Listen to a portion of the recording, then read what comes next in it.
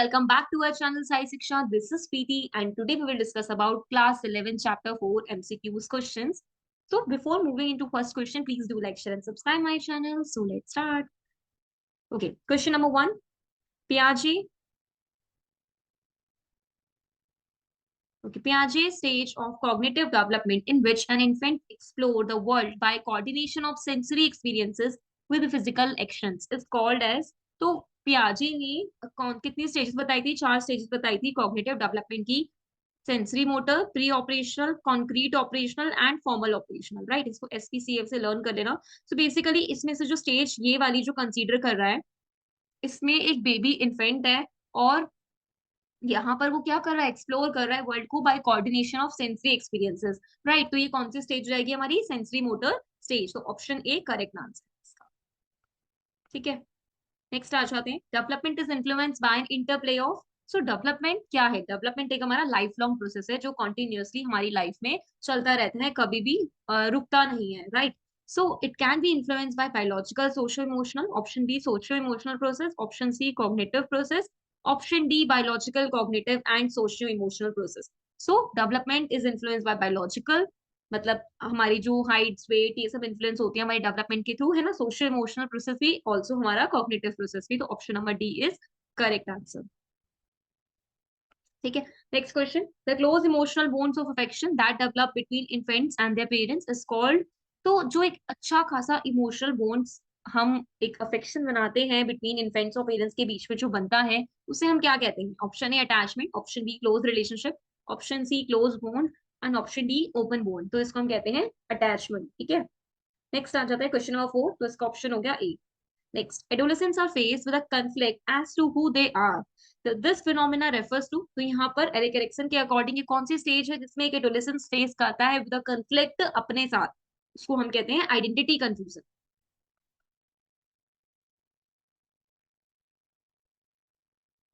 ठीक है, सो identity confusion इसका करेक्ट आंसर। ठीक है, next question. The changes that follow an orderly sequence and are largely dictated by a genetic blueprints which produces commonalities in our growth and development is termed as। so इसको क्या कहते हैं? जिसमें हमारे genetic blueprint जो है वो एक कॉमनलिटीज दिखाता है ग्रोथ और डेवलपमेंट में, इसको हम कहते हैं मैच्योरेशन। ठीक है, सो इवोल्यूशन नहीं होता, क्योंकि इवोल्यूशन क्या है कि स्पेसिफिक स्पीसीज का बढ़ना, मतलब ग्रो होना एक तरीके से। डेवलपमेंट जो एक बहुत ही कॉन्टिन्यूअस प्रोसेस है। ग्रोइंग का मतलब होता है कि हम ग्रो कर रहे हैं एक पर्टिकुलर पाथ पर। ठीक है, तो इसका आंसर क्या हो जाएगा? Maturation. Question number next question. Which of the following cannot be considered as gross motor skills of 3 years of child? So gross motor skills और एक होती है फाइन मोटर स्किल्स। दो तरीके के हमारे फिजिकल स्किल्स होती है, ग्रोस और फाइन। फाइन होती है जिसमें आपकी बहुत ही जो स्मॉल मसल्स होती है उनका डेवलपमेंट होता है, कि जो हम स्मॉल मसल्स के थ्रू कर पाते हैं एक्टिविटीज, वो हमारी फाइन मोटर स्किल्स होती है। ग्रोस मोटर्स वो होती है जिसमें हम बिग मसल्स का यूज करते हैं। अब क्वेश्चन में क्या पूछा है? नॉट। तो इसका आंसर क्या हो जाएगा? क्लैपिंग, क्योंकि क्लैपिंग बच्चा हैंड से करता है अपनी छोटी मसल्स के साथ, बट होपिंग, जंपिंग, रनिंग, ये सब बच्चा एक अच्छी खासी बिग मसल्स के साथ ही कर पाता है। ठीक है, next question. The process by which an individual grow and changes through out the life cycle. तो इसको हम क्या कहते हैं? इसको हम कहते हैं डेवलपमेंट। की इसमें लिखा हुआ है कि हम पूरे थ्रू आउट कंटिन्यूसली ग्रो करते रहते हैं, हमारे में चेंजेस होते रहते हैं, साइकिल को क्या कहा जाता है? डेवलपमेंट कहा जाता है। ठीक है, सो इसका आंसर था डी और इसका आंसर है बी। ठीक है, development. Next, the environment where the child directly interact with social agent जैसे कि फैमिली, पीयर्स, टीचर्स, नेबरहुड, ये कौन सी स्टेज है? तो ये किसने बताई थी? आपके यूरी ब्रॉन फैनबर्नर की थ्योरी है ये, कॉन्टेक्चुअल डेवलपमेंट वाली, राइट। तो इसमें इन्होंने यहाँ पर जो ये स्टेज रेफर कर रहा है वो कौन सी स्टेज है? Option A meso system, option B micro system, option C macro system और ऑप्शन डी एक्सो सिस्टम। ठीक है, ठीक है, तो यहाँ पर यूनी ब्रॉन फैनबर्नर ने 5 स्टेजेस बताई थी, पर इसका आंसर क्या होगा? Micro system. ठीक है, so option B is correct. Next question. Fit jigsaw puzzle precisely is a fine motor skill for the children. किसके लिए ये फाइन मोटर स्किल्स किसके लिए है? ज्यादा से ज्यादा बी और सी का ऑप्शन सही होगा, बिकॉज ये 4 to 5 के लिए, कि एक 4 to 5 ईयर्स का ही बच्चा क्या कर पाता है? पजल्स वगैरह को सॉल्व कर पाता है, राइट। तो उसका आंसर हो जाएगा 4 और 5। ठीक है, next, which of the following is a social historical circumstances. तो सोशल हिस्टोरिकल सर्कमस्टेंसेस कौन सी है? सब option A divorce of parents, option B parents economic setback, ठीक है, option C both A and B, और option D is buying a new car. So buying a new car is not a socio historical circumstances, वो एक daily basis पर अगर हो रहा है, दैट इज कॉल्ड लाइफस्टाइल. यहाँ हम कह सकते हैं कि ऑप्शन ए और बी, तो मैं ऑप्शन ले लेती हूँ सी, बोथ ए एंड बी. ठीक है, okay. Next question. Babinski disappears इन, भाई बेबिंस्की इफेक्ट, ये सारे हमारे क्या है, रिफ्लेक्सेस है. ये रिफ्लेक्स कब डिसअपियर होने लग जाता है, 8 to 12 मंथ्स में. ठीक है, तो ऑप्शन ये करेक्ट होगा. ये सारे इफेक्ट्स आपकी वो बॉक्स है ना, जो इन्फेंट के बाद जस्ट नीचे एक ऊपर के साइड बॉक्स होगा आपके एनसीईआरटी बुक में, उसमें ये सारे रिफ्लेक्सेस मेंशन. ठीक है, next question. When a finger or some other object is pressed against the baby's palm, है ना, जब एक फिंगर को या फिर किसी भी एक ऑब्जेक्ट को प्रेस किया जाए बेबीज पाम के अगेंस्ट, ठीक है, द बेबीज फिंगर्स क्लोज, वो करता नहीं, कभी कभी बेबी को फिंगर देते हैं, वो एकदम पूरा ग्रैब कर लेती है अच्छे से, तो उसको हम कहते हैं ग्रास्प रिफ्लेक्स. ठीक है, ऑप्शन, इसका ऑप्शन बी था. Next question.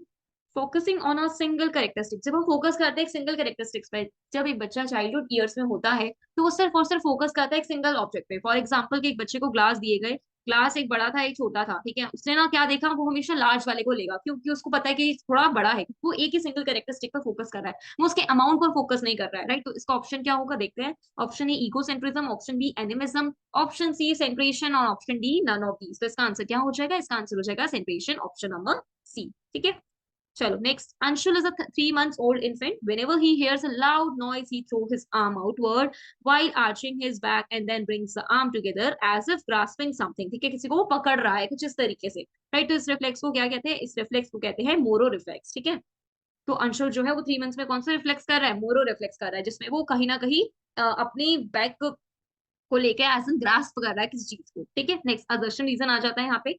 Adolescence years are specially vulnerable to smoking, alcohol and drug abuse. बिल्कुल करेक्ट है लाएंगे कि एडोलेसेंस ईयर्स ऐसे होते हैं, बहुत ही एक हम कह सकते हैं ऐसी स्टेज है जिसमें जो एल्कोहल और ड्रग अब्यूज कहीं ना कहीं हमारी स्ट्रेंथ को वीक कर देते हैं, राइट. रीजन क्या है, positive relationship of an adolescent with parents, peer siblings, adults play an important role in. तो ये चारों के चारों हमारे कहीं ना कहीं डेवलप करने के लिए वल्नरेबिलिटी उसमें रिस्पॉन्सिबल होते हैं, राइट. तो दोनों ही ना स्टेटमेंट है आपस में, ये दोनों कहीं रिलेट नहीं कर रही है, तो हम इसका आंसर लेंगे B, both A and R true and R is not the correct explanation of A. ठीक है, अच्छा, एक इसमें टिप है कि आप लोग ना बार बार ऑफ करके वीडियो को या फिर स्टॉप करके आंसर देने की कोशिश करना, प्रैक्टिस करना इस तरीके से. ठीक है, नेक्स्ट आ जाती है क्लास केस स्टडी है, हम इसको और कर लेते हैं. Sudha is a 3 years old girl. ठीक है, so Sudha is a 3 year old girl. She kept her doll on the window side and went to play. ठीक है, कहाँ चली जाती है, विंडो की साइड पर अपनी डोल को रखकर चली जाती है स्कूल. ठीक है, प्ले स्कूल में चली जाती है, क्योंकि 3 साल की बच्ची है. Due to direct exposure to sunlight, क्योंकि विंडो से डायरेक्ट एक्सपोज होता है सनलाइट, तो कहीं ना कहीं जो डॉल है वो जब तक वो आती है स्कूल से, वो क्या हो जाती है, गर्म सी हो जाती है doll. After returning from her school Sudha started crying. जैसी वो आती है स्कूल से घर वापस, तो सुधा रोने लग जाती है, कि उसकी डॉल को, उसको लगता है कि उसको फीवर हो गया है, वो गर्म हो गई है ना, मतलब उसकी डोल को नीड है किसी फैमिली डॉक्टर की, राइट. तो ये कौन सा फिनोमिना है, मतलब यहाँ पर जो सुधा है वो कौन से फिनोमिना में मैनिफेस्ट कर रही है, तो बेसिकली यहाँ पर जो मैनिफेस्टेड फिनोमिना है वो कौन सा हो जाएगा, let's see. Option A centration, option B concrete operation, option C animism and option D none of these. So basically इसका आंसर क्या होगा, एनिमिज्म, बिकॉज वो एक ऐसा हमारा है चीज जो नॉन लिविंग है डॉल, वो उसको कैसे समझ रही है, लिविंग समझ रही है, तो वो एक कहीं ना कहीं एनिमिज्म क्रिएट कर रही है. ठीक है, सो वो जो स्टेज है उसकी 3 years की, वो उसकी कंक्रीट ऑपरेशनल स्टेज है, जिसमें बच्चा जो है एनिमिज्म करता है, लिविंग थिंग्स को नॉन लिविंग समझने लग जाता है. ठीक है, तो option C is correct answer. ठीक है, next question. Initially infants reach for objects by turning their entire body, है ना. एक बच्चा जो है वो ऑब्जेक्ट्स तक पहुंच जाता है अपनी पूरी बॉडी को टर्न करते हुए. Gradually they extend their arms, वो अपने आर्म्स को स्ट्रेच कर पाता है for things. This example manifest which principle, कौन सा प्रिंसिपल है ये, फिजिकल डेवलपमेंट का. इस प्रिंसिपल को हम कहते हैं प्रॉक्सिमोडिस्टल, जिसमें बच्चा हम कह सकते हैं नियर टू फार ग्रो करता है. ठीक है, सिफेलियो कॉर्डल में क्या होता है कि ऊपर से नीचे, हेड टू टॉय बच्चा क्या करता है, डेवलप करता है. यहाँ पर बच्चा पूरा अपने बॉडी, एंटायर बॉडी को यूज कर रहा है, so that is called proximodistal development. ठीक है, ओके, ये 2 क्वेश्चन और है. Name them. Question number 1. Name the psychologist who has presented ecological model for understanding development of children in Indian context. So, किसने डेवलप किया इंडियन कॉन्टेक्स्ट में ecological model, आपके दुर्गानंद सिन्हा, है ना. तो डॉक्टर दुर्गानंद सिन्हा ने डेवलप किया है. Question number 2. Name the cognitive characteristics due to which pre operational child can focus only upon a single characteristic या सिंगल फीचर. तो मैंने स्टार्टिंग में बताया था आपको, क्वेश्चन नंबर 2 ही था हमारा. सिंगल कैरेक्टरिस्टिक पे जब हम फोकस करते हैं तो वो क्या होता है, सेंट्रेशन होता है, right. So that's it. I hope ये आपको पसंद आए होंगे सारे क्वेश्चंस। हम मिलते हैं नेक्स्ट वीडियो में चैप्टर नंबर 5 के साथ, sensory attention and perceptual process के साथ। Thank you so much guys, and please do like share and subscribe my channel. Thank you.